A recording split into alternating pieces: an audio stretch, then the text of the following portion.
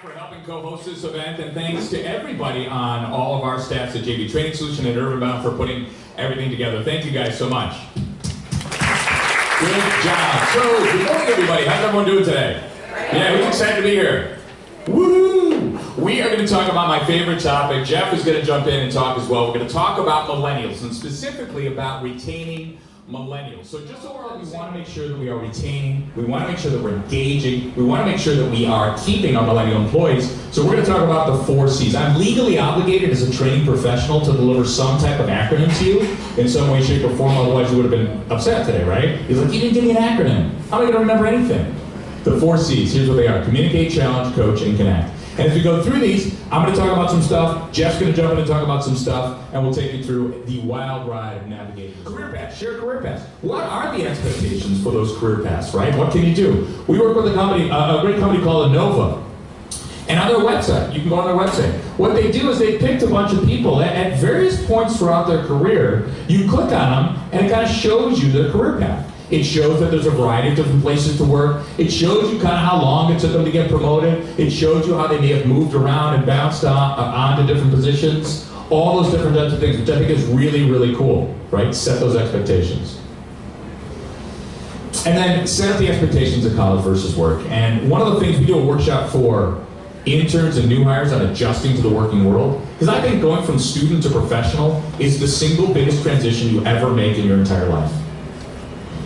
It's bigger than going from high school to college, it's bigger than getting married, and it's on about the same level as having a kid. And there's very little preparation for it, very little preparation. And you come out of college, you can think back to those days, you're like, I'm ready to do it. And you realize it's different, the rules are different. So we do this whole workshop that's all about the unwritten rules, right? And it's very powerful to sit millennials down and talk them through what the expectations are of work versus college. And so many times we assume they just know it, right? Don't they know you don't wear that to a meeting? Shouldn't they understand that you've never put that in an email? Don't they know that's not how you deal with a boss or a manager? No, no, no, no. The answer is no. It's a huge transition, and we just expect them to hit the ground running. This is all about the soft skills. And culture, for me, is the #1 thing that I have to protect as a business owner. Or if you're in HR, it's definitely the #1 thing. You own the people. That's how you're measured. So when I go to sleep at night, I think I'm the culture cheerleader, and I want to make sure people are happy. I want to make sure that we have a rhythm to our business and we understand the vision. I always loved it when JFK said, 10 years from now, my vision is that there's going to be somebody on the moon. And that's what a good culture will have, is that vision. And everyone's working towards something. And so it's HR's job, it's the entrepreneur's job to align everybody with that culture, and then to create rewards around success, and also to acknowledge failure and learn from failure. One of our keys is that our culture is all about rhythm. We know every morning at 8:50 we have a daily huddle where everyone's going to get together and talk about the goal they had yesterday, if they hit it or not, the topic they want to accomplish for that day, and then any key learnings they want to share with the company. So we're able to do this because we're a smaller company, but even larger companies, the Ritz-Carltons of the world, they have a daily huddle every day. So that's our culture. You know you're going to have this huddle. You know you're going to have a quarterly off-site meeting. You know you're going to have an annual retreat. So there's all these different things that we know. We know we're going to have our annual trolley ride, where all of my employees think it's for us to drink and drive around the city and have fun. That's not how I think. I think it's all about retention. It's all about, for me, to take pictures of people having fun so I can put it on our website to attract more people in the future. So you may find that it's not salary that motivates that. It could be something like more days off, or flexibility, or working from home, or part of something bigger. Any of these things you have to ask them.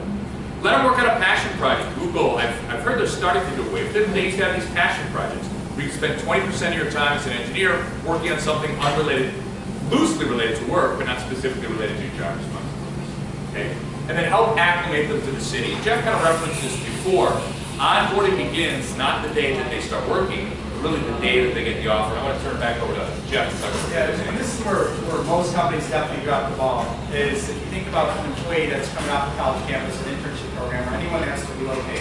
For example, if I'm working for Karen, I'm going to move to your headquarters in Austin, Texas. Most companies will give you a lump sum of money, a handshake, the offer, and the start date, and tell you to figure it out on your own. So, I may love Whole Foods, I may absolutely love the company, but if I don't have a smooth transition to Austin, Texas, and make the right decisions, live in the right neighborhoods, organize and plan my move, use the right vendors, there's a good chance I'm going to quit my job and move elsewhere, which is actually the reason behind relocation technology at UrbanBound, is that if you hire someone, they love your company, and they love where they live, you're going to retain them. So if you have an internship program, if you have a position where you're transferring someone into the city of Chicago, you're not offering them assistance, just giving them money, hoping it goes well, there's a high likelihood that person will turn over or have a very rough start the first 90 days in Chicago. Cool. All right. So, ladies and gentlemen, we covered a lot of information today. We talked about communication, challenging, coaching, and connecting. The 4 C's of employee retention. I'm hoping that you walked out of here with some great information, some things you can take back to the office. I'll leave you with a final quote. The task of leadership is not to put greatness into people for it, but to elicit it for it. The greatness is there already. If you have any other questions, feel free to ask them now. If you got to run, totally get that too. Jeff and I will be hanging around. But I want to thank you so much. Thank you, Jeff. Thank you, UrbanBound. Thank you, Jamie.